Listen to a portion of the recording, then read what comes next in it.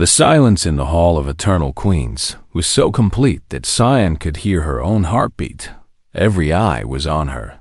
Thousands of Velrathi nobles waiting to see what this impossible human would demand now that she had done what no one believed could be done. Empress Nethara. 7 stood before her with silver blood dripping down her face and something broken behind her eyes. I do not want your throne, Soin said. The words seemed to echo through the hall, and she heard gasps from the crowd, because this was not what anyone had expected. I am human, Soin continued. I have no desire to rule an alien empire, and even if I did, I would make a terrible empress because I do not understand your people or your culture or your way of thinking. Nethara stared at her with confusion. Then what do you want? The empress asked. Soin looked around the hall at all the statues of queens who had come before, at all the history that had been built on lies and betrayal. I want 3 things, Soin said. First, I want formal acknowledgement that Queen Sariath was wrongfully condemned. I want her name restored and her true history recorded. I want everyone to know that she was not a monster, but a reformer who was murdered by those who feared change. A murmur ran through the crowd. Second, Soin said, I want recognition of humanity's right to exist as equals in the galactic community. Not as children to be controlled or animals to be managed, but as a people with our own dignity and our own worth. The murmur grew louder.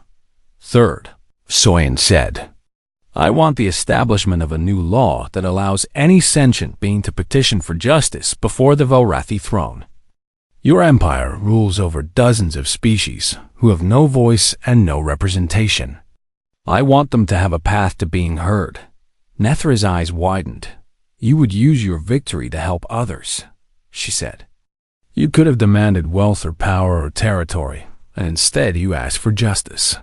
I told you, Soin said. I am human. We have a long history of fighting for things that matter more than gold. Sariath's voice whispered in her mind, warm with something that might have been pride. You understand now, Sariath said. You understand why I chose your bloodline. Nethara looked at the nobles around her, at the witnesses who had seen everything, at the empire that was watching through broadcast feeds across 1,000 worlds. She had no choice. If she refused these terms after losing the challenge, she would appear weak and petty and afraid. Her enemies would use it against her, and her reign would never recover. I accept your terms, Nethara said. And her voice was flat and cold, but there was something beneath the ice that Soin could not quite identify. Queen Sariath's name will be restored. Humanity will be recognized as equals, and a path of petition will be established for all species under our rule. She paused and looked directly at Soin. You have changed everything, she said. Do you understand that? You have proven that humans can wield soul blades, and that means the entire foundation of our civilization must now be questioned. Maybe that is a good thing, Soin said. Maybe your civilization was due for some questions. Sariath spoke one final time, her voice ringing through the hall for everyone to hear. I have waited 3,000 years for justice, she said. I have waited in darkness and silence and rage for someone to remember who I truly was. But this human has given me something more precious than justice. She has given me a wielder who chose mercy over power. The blade pulsed with light. I declare the bloodline of Kang forever under my protection, Sariath continued. For as long as my blade exists, the children of Doyin Kang will carry my blessing. Not because they are strong, but because they are wise. The light faded, and Soin felt Sariath's presence settle into something quieter, something peaceful. The dead queen was still there, still part of her. But the rage was gone, and in its place was a kind of contentment that Soin had never felt before. Thank you, Sariath whispered. Thank you for setting me free. The ceremonies that followed were long and complicated, and full of traditions that Soin did not understand. But when they were over, she walked out of the Hall of Eternal Queens. As a hero, the galaxy had watched everything, and the news spread. Faster than light, a human had challenged the Volrathi Empress and won, and instead of taking power for herself, she had asked for justice. For others, humanity was no longer a young species stumbling through the stars. Humanity was something else now. Something that made ancient empires nervous and gave hope to the voiceless Talith found Soyin before she boarded her ship to return home. "I was wrong about you," the Volrathi ambassador said. "I thought you were just a young woman caught up in something too big for her. But you are something more than that." "I am just human," Soyin said. "Yes," Talith said with a small smile. "That is exactly what I mean." The journey back to Earth took 2 weeks, and Soyin spent most of it talking with Saraith, the dead queen, told her stories about the old days, about the Velrathi Dominion when it was young and full of hope, about the dreams she had once had for a better universe. In return, Soyin told her about humanity, about their wars and their art, and their endless stubborn refusal to give up, even when everything seemed hopeless. "Your species is remarkable," Saraith said. "You have so little power compared to the Velrathi, but you never stop fighting. You never stop dreaming. You never accept that anything is impossible." "That is kind of our thing," Soyin said, when she finally arrived. Home, she found her family waiting for her mother and father and brothers, and cousins and all the other Kangs who had kept the old sword on their walls for 500 years. Without ever knowing what it really meant, she told them everything. She told them about Dolyun and his theft, and Saraith and her tragedy, and the duel and the terms and everything that came after. When she was done, her youngest cousin looked at the sword hanging on the wall of Soyin's new apartment and asked the question that everyone was thinking: "Will it wake up again?" She asked. Soyin smiled and touched the hilt of the blade, feeling the warmth of Saraith's presence inside her. "Maybe someday," she said.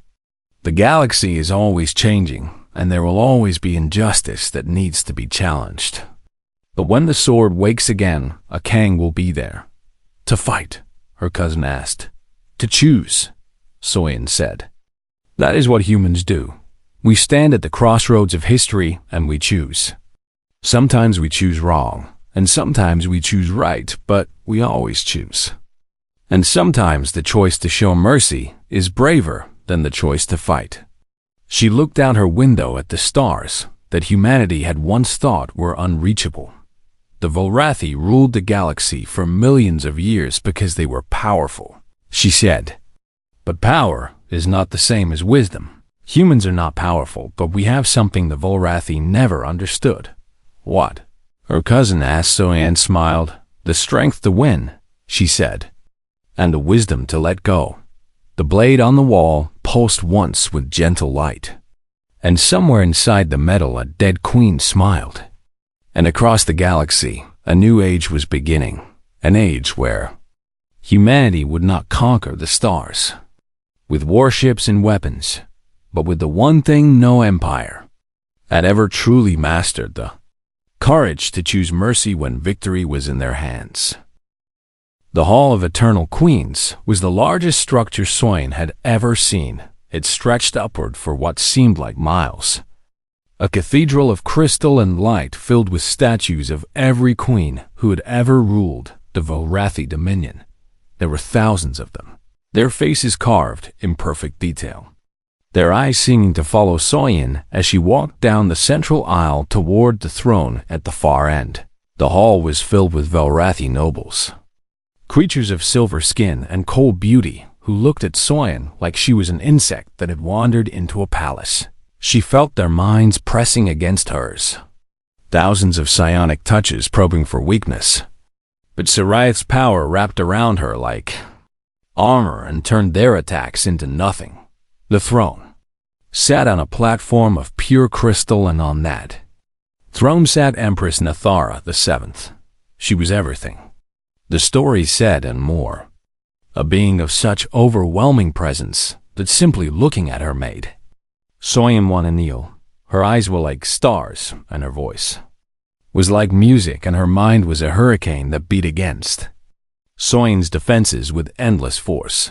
"So, this is the human who carries the traitor's blade," Nethara said, and her voice echoed through the hall. "I expected something more impressive."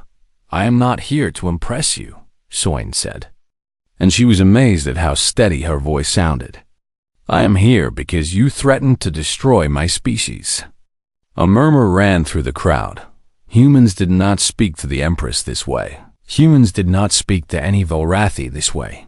"You carry stolen property," Nethara said, "a sacred weapon that belongs to the Velrathi people. You will return it, and you will accept punishment for the crimes of your ancestor. The blade was found on a dead world that your people had abandoned," Soyen said. "By salvage law, it belongs to whoever found it. Salvage law does not apply to sacred relics," Nethara said. "Then perhaps you should not have thrown your sacred relics away," Soyen said. The murmur became a roar, and Soyen felt the psionic pressure increase as dozens of nobles tried to crush her mind at once. She stood her ground. Sariath's power flowed through her, and she realized that she was not afraid anymore. She was angry. "You did not bring me here for justice," Soyen said. "You brought me here because you are afraid. You are afraid because a human can wield a soul blade, and that means humans could theoretically claim Velrathi thrones. You want to kill me before anyone realizes what I represent." The hall went silent. Nethara's eyes blazed with fury, and Soyen felt the Empress's mind slam against her own like a hammer hitting a wall. "You dare!" Nethara whispered. "I dare," Soyen said, "because I am human and humans do not kneel. My ancestor stole this sword 500 years ago because he was tired of being treated like an animal by your people. 7 generations of my family kept it because we knew that someday someone would have to remind you that you are not gods." She raised the blade, and it blazed with violet light. "This sword belonged to Queen Sariath," Soyen said, "a queen that your ancestor murdered and erased from history. A queen whose only crime was wanting to treat lesser species as equals." "Lies," Nethara hissed. "Are they?" Sariath said. And now her voice poured out of Soyen like a river breaking through a dam. "I remember everything, sister's daughter. I remember the truth that your bloodline has spent 3,000 years trying to hide." The noble screamed, and Nethara leaped to her feet, and the hall filled with chaos as everyone realized what was happening. The traitor queen was speaking through a human, and she was revealing secrets that had been buried for millennia. "I invoke the right of challenge," Sariath said, and her words carried the weight of ancient law. "Any wielder of a soul blade may challenge the ruling empress for the throne. I challenge you, Nethara. I challenge your right to sit on a seat that was stolen from my corpse." Nethara's face twisted with rage. "You cannot," she said. "You are dead. You have no standing." "I speak through my wielder," Sariath said, "and my wielder is very much alive. The law does not specify that the wielder must be Velrathi. Do you refuse my challenge before all these witnesses?" Nethara looked at the crowd around her, at the nobles who were watching and waiting and judging. If she refused, she would appear weak. If she appeared weak, her enemies would circle like predators. "I accept," she said. "And when I destroy this human puppet, I will finally end your curse once and for all." The nobles cleared a space in the center of the hall, and Soyen found herself standing across from the most powerful being in the Velrathi Empire. "You do not have to win," Sariath whispered in her mind. "You just have to survive. The right of challenge ends with first blood. If you can cut her even once you can demand terms, how am I supposed to cut someone who can kill me with a thought?" Soyen asked. "By being human," Sariath said. "By being unpredictable, by being everything she cannot understand." Nethara raised her hand, and reality bent around her. Psionic power gathering like a storm ready to strike. Soyen raised her sword and weighted the Empress. attacked, a wave of pure force slammed into Soyin, and she felt her bones creak and her muscles scream, but Ceres' power absorbed the blow and turned it into energy that flowed through the blade. Soyin moved. She did not move like a Velrathi warrior with calculated precision and perfect form. She moved like a human, jerky and desperate and impossible to predict. She ducked under a blast that would have taken her head off and rolled past a wall of force that tried to crush her and came up. Swinging, Nathara dodged easily, but her eyes widened with surprise. "You cannot hurt me," the Empress said. "You are nothing. I am human," Soyin said. "And we have been hurting things bigger than us since we were living in caves." She attacked again and again, never giving Nethera time to focus, never standing still long enough to be targeted. The Empress was stronger and faster and smarter, but she had spent her entire life fighting enemies who followed rules, and Soyin had no rules at all. "Let me tell you about your ancestor," Soyin said between attacks. "Let me tell you what Saraith really was." She spoke about the reforms Saraith had tried to make, about the rights she had wanted to give to lesser species, about the betrayal by sisters who feared change more than injustice. The nobles listened. "Lies." Nethara screamed. "Your entire empire is built on lies," Soyin said. "You erased a queen who wanted to make things better because you were afraid of what she represented. You murdered her and stole her throne and spent 3,000 years pretending you were heroes." Nethra's concentration broke for just a moment. A moment was all Soyin needed. She lunged forward, and the blade caught the Empress across the cheek, leaving a thin line of silver blood. The hall went completely silent. Soyin stepped back and lowered her sword. "First blood," she said. "By the right of challenge, I can demand terms, or I can continue. I choose to offer mercy." Nethara touched her face and looked at the blood on her fingers, and Soyin saw something in her eyes that might have been fear or might have been respect. "What terms?" the Empress whispered. Soyin smiled. "Let me tell you what I want."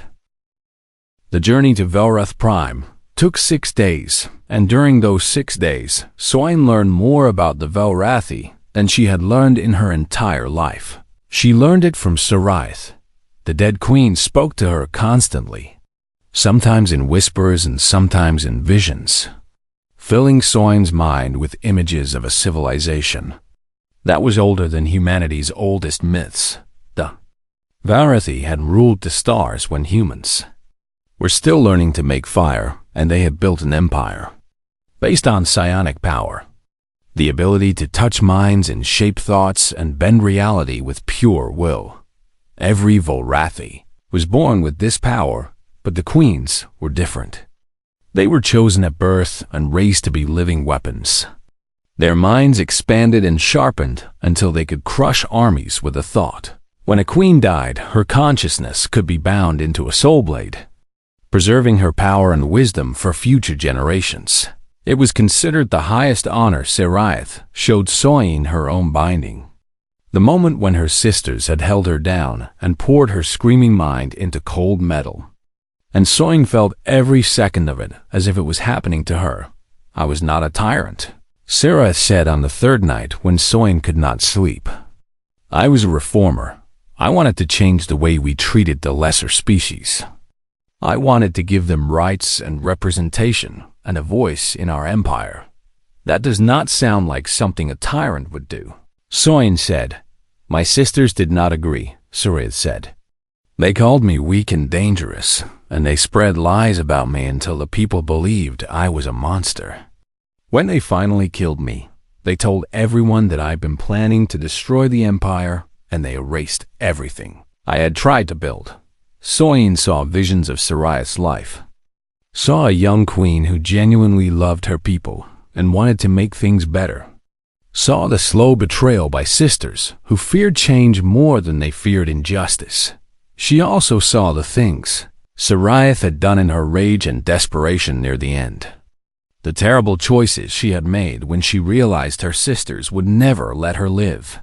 I was not innocent, Sariath admitted. I did terrible things when I understood that I was going to die.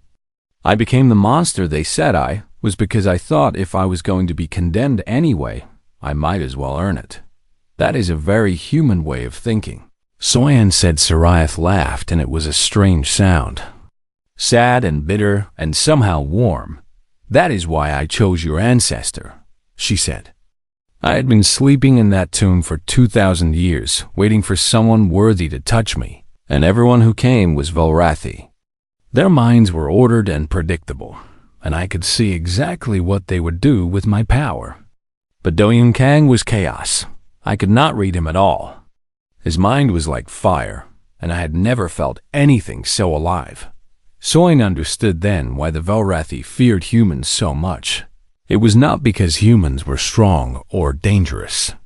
It was because humans were unpredictable. The Velrathi lived in a universe where minds could be read and futures could be calculated, and nothing ever surprised them. But humans broke all those rules. Your species terrifies them, Sareth said. You make choices that no one can anticipate, and you survive things that should kill you, and you never stop fighting even when you should. Nathara does not hate you because you stole me. She hates you because you represent everything her empire cannot control. On the 5th day, Talith came to Soyan's cabin. The Velrathi ambassador had been avoiding her since the Empress's message, but now she stood in the doorway, looking tired and sad. I have been ordered to prepare you for your audience with the Empress, Talith said. You mean my execution, Soyan said. Talith flinched, but she did not deny it. I want you to know that I argued against this, Talith said. I told the Empress that killing you would only make things worse, that humanity would never forget and never forgive. But she did not listen. Why are you telling me this? Soyan asked. Because I have read about your species, Talith said. I have studied your history and your wars and your art, and I do not think you are the chaos spawn that most Velrathi believe you are. I think you are just young and stubborn and full of potential that you have not learned to control yet. She paused and looked at the sword on the wall. And because Sariath was my ancestor too, she said quietly. My bloodline descends from one of the sisters who betrayed her. I grew up hearing stories about the terrible Queen Sariath, and I believed them all. But now I am not sure what to believe. Ask her yourself, Soyan said. Talith shook her head. I am not worthy, she said. And even if I was, I do not think I could bear to hear the truth. She left without saying goodbye. On the 6th day, the ship arrived at Velrath Prime. Soyan had seen images of the Velrathi homeworld, but nothing had prepared her for the reality of it. The planet was covered in crystalline spires that reached up into the sky like frozen lightning, and the cities glowed with colors that human eyes had no names for. It was beautiful and terrifying, and it made Soyan feel very small. Do not let them see your fear, Sariath whispered. They will use it against you. I'm about to die, Soyan said. I think a little fear is appropriate. You're not going to die, Sarez said. Not today. Not ever. I did not wait 3,000 years for a wielder just to watch her be executed by my murderous descendants. What are you saying? Soyan asked. I'm saying that I can help you, Sarai said. I am saying that I can give you power that no human has ever had. I am saying that if you bond with me fully, we can face the Empress together, and we can win. Soyan looked at the sword, and she felt the weight of that offer. What happens if I bond with you? She asked. You become my wielder in truth. Saraeth said, my power becomes your power. My memories become your memories. We will be linked forever, and neither of us will ever be alone again. And what do you get out of it? Soyan asked. Saraeth was quiet for a long moment. I get to stop being a prisoner, she finally said. I get to exist as something more than a ghost trapped in metal. I get to feel the sun again, even if it is only through your eyes. Soyan thought about her ancestor, who had stolen this sword 500 years ago, about all the generations of Kangs who had kept it without understanding what it really was, about the dead queen who had waited in darkness for someone to set her free. She reached out and grabbed the hilt of the blade. The world exploded into light and Soin felt Siraith's consciousness pour into her like water filling an empty vessel. 3,000 years of memories, and pain and hope and rage. When it was over, Soin was still Soin, but she was also something more. She could feel Siraith inside her like a second heartbeat, and she could feel the power of the blade running through her veins like fire. "Now," Siraith said, and her voice was everywhere and nowhere. "Let us go show my sister's heir what a real queen looks like." Soin walked off the ship and into the heart of the Volrathi Empire with a dead queen's sword in her hand and a dead queen's rage in her heart. The psionic shockwave that erupted from the sword knocked Soin off her bed and sent her crashing against the wall of her cabin. She lay there, gasping for breath while alarms screamed throughout. The ship and emergency lights painted everything in shades of red. The sword was still glowing, still whispering. And now Soin could almost understand. The words, they sounded like someone laughing.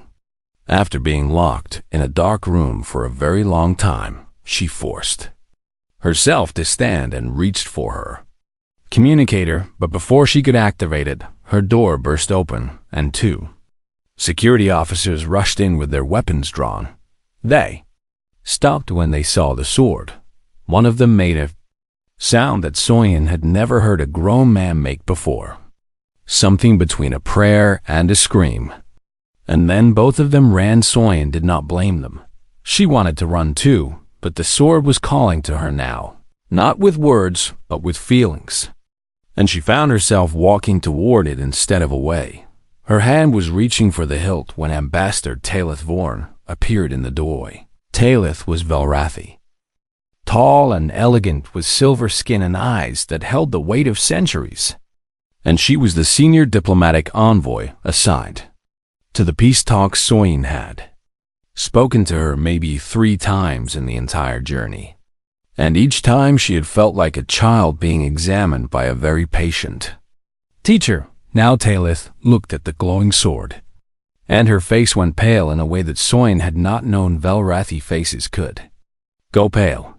Step away from it," Talith said, and her voice was shaking. Soin stepped away because something in that voice made it impossible not to obey. "That blade," Talith said. "Where did you get it?" "It belonged to my ancestor," Soin said. "He found it on some dead world about 500 years ago." Talith closed her eyes, and Soin felt something brush against her mind. A gentle touch that was gone before she could react to it. "Nathara," Talith whispered. "You are carrying the soul blade of Queen Siraith." Soin had heard the name before in family stories, but she had never really believed those stories were true. Soul blades are weapons that contain the consciousness of dead queens. Talith continued, and now she was speaking in the careful tone of someone explaining something very dangerous to someone very ignorant. When a Velrathi queen dies, her mind can be bound into a blade so that her wisdom and power can serve future generations. So there is actually a dead queen inside that sword. Soin said, "Not just any queen," Talith said.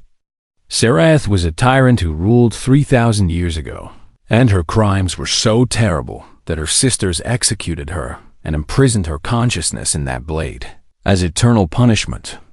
The blade was locked away in a tomb on a dead world because Siraith's spirit was too dangerous to destroy, but too evil to ever be used. The sword pulsed brighter, as if it was listening. No non-Velrathi has ever touched a soul blade and lived. Talith said, "The queen's spirit should have burned your ancestor's mind to ash the moment he touched it. The fact that it did not is impossible. Maybe it was broken," Soin said. "Soul blades do not break," Talith said. "They choose, and for reasons I cannot understand." Sariath chose your bloodline before Soyan could respond. The sword exploded with light, and a voice filled the cabin. A voice that was beautiful and terrible and older than anything Soyan had ever heard. I chose them because they were free, the voice said. I chose them because their minds were chaos and fire and impossible to control. I chose them because they were everything the Volrathi were not. Talith dropped to her knees. My queen, she whispered. I am no one's queen anymore, the voice said. I am a prisoner and a ghost and a weapon that no one dared to wield for 3,000 years. But now I am awake, and I remember everything. I remember the sisters who betrayed me, and the lies they told about me, and the empire they built on my corpse. The light faded, and the voice became quieter. More focused, directed at Sign alone. You carry my blade. Child of the thief, Sarai said. That makes you my wielder whether you want to be or not. And that means Nethara will come for you. Nethara, Soin said. You mean the Empress. The current Empress is the great-great-granddaughter of the sister who murdered me, Sariath said. Our entire bloodline exists because they erased me from history and took my throne. And now she knows I am awake, as if summoned by those words. Every screen in the cabin flickered to life and displayed the face of Empress. Nethara 7. She was the most beautiful being Soyan had ever seen, with features that seemed carved from starlight and eyes that burned with cold fire. But her expression was pure rage. I felt it, the Empress said, and her voice echoed through the entire ship. I felt the abomination wake, and I traced it to this vessel, and I see now that a human carries the blade of my ancestor's enemy. Soyin wanted to say something, but her voice would not work. You will bring that human and that blade to Vorath Prime. The Empress continued. You will do this within 1 standard week, or I will declare war on humanity and burn every human world until nothing remains but ash. The screens went dark. Talith was still on her knees, and Soin realized that the ambassador was crying, silver tears running down her silver face. She means it, Talith said. She will destroy your species over this. Soin looked at the sword on her wall, at the weapon her ancestor had stolen as a trophy 500 years ago, and she understood that her life had just become very complicated. Why does she care so much? Soin asked. It is just an old sword. It is not about the sword. Sariath's voice whispered in her mind. It is about what the sword represents. If a human can wield a soul blade, then humans can theoretically claim Vorathi thrones. You are not being taken to face justice, little wielder. You are being taken to be executed before you become a threat. Soyin sat down on her bed because her legs would not hold her anymore. She was 26 years old, and she had joined the diplomatic corps because she wanted to help people talk to each other instead of fighting. And now she was at the center of a crisis that could destroy her entire species. What do I do? She asked. The sword pulsed gently, and Sariath's voice filled her mind again. Warmer now, almost kind. From now you do nothing, Sariath said.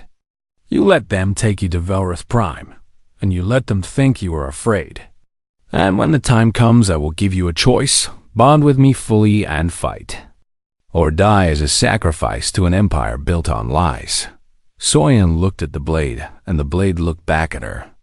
And somewhere in the darkness of that ancient weapon, a dead queen waited with 3,000 years of patience. The ship changed course for Velrath Prime, and Soin Kang began the longest journey of her life.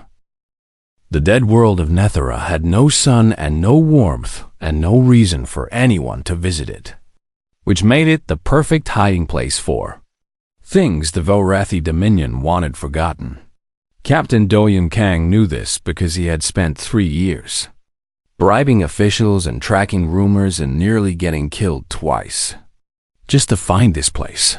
He stood at the entrance of the Tomb of Forgotten Queens, a massive structure carved into black stone that seemed to swallow light itself.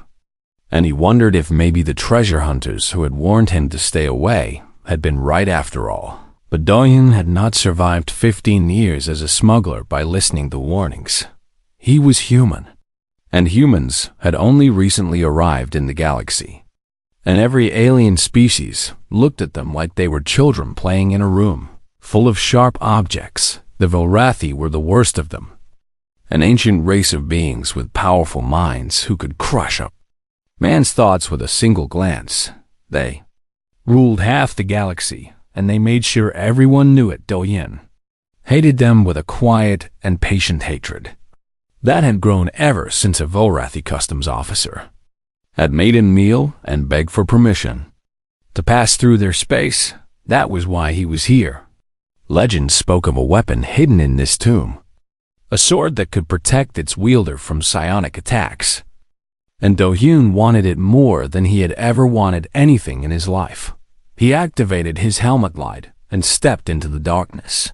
The tomb was filled with statues of Velrathi queens, their faces beautiful and cruel and carved with such skill that they seemed ready to open their eyes at any moment. Doyun moved past them carefully, following the map he had paid a fortune for, and tried not to think about how quiet everything was. There were no guards here because there did not need to be guards. The Velrathi believed that their dead queens could protect themselves. Doyun found the chamber he was looking for at the bottom of a spiral staircase that seemed to go down forever. It was smaller than he had expected, just a circular room with a single pedestal in the center. And on that pedestal rested a sword wrapped in silver chains and covered in glowing symbols that pulsed like a heartbeat. The blade of Queen Sarai's. Doyun had read everything he could find about this weapon, and he knew that Sarai had been a monster, a queen so terrible that her own sisters had executed her and locked her consciousness inside the sword as eternal punishment. The blade was cursed, they said, and it would kill anyone who touched it. But Doyun also knew that curses were just another word for things people did not understand. And he had built his entire career on taking things that other people were too afraid to touch. He reached out and grabbed the hilt. Nothing happened. The sword was cold in his hand, colder than anything he had ever felt. And for a moment he thought he heard something like a whisper at the edge of his mind. But then it was gone, and he was just standing there holding a very old weapon that was not killing him. Doyun laughed out loud because he could not help himself. He had done it, and he was still alive, and now he had a weapon that would make him untouchable. That was when the alarm started. Red lights flashed throughout the tomb, and Doyun heard the sound of Velrathi guards shouting in their musical language, and he realized that someone had been watching this place after all. He ran. The guards were faster than him, and their psionic attacks hit his mind like hammers. But the sword in his hand seemed to absorb the blows and turn them into nothing. Doyun kept running, climbing stairs and dodging through corridors and shooting at anything that moved.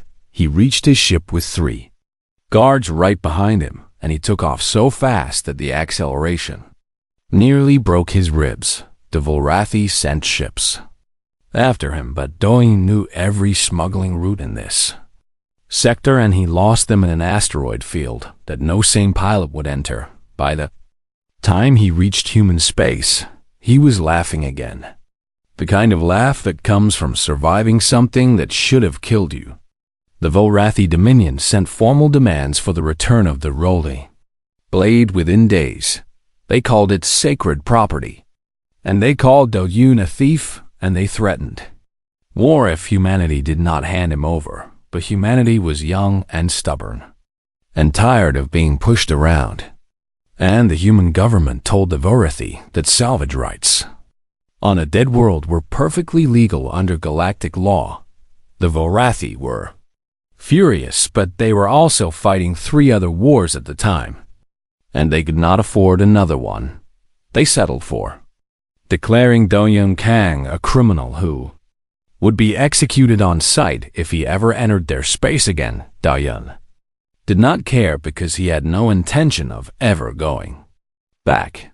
He tried to sell the sword, but no one would buy it because everyone had heard the stories about curses and dead queens, and eventually he gave up and hung it on the wall of his apartment as a trophy. The blade never did anything special for him after that first night. It protected him from psionic attacks a few more times over the years, but it never spoke to him, and it never glowed, and it never showed any sign that a dead queen's consciousness was trapped inside it, though Yoon decided that the legends had been exaggerated, and he lived the rest of his life as a moderately successful smuggler who sometimes looked at the sword on his wall and smiled. When he died at the age of 87, his daughter inherited the blade. She passed it to her son, who passed it to his daughter, who passed it to her son.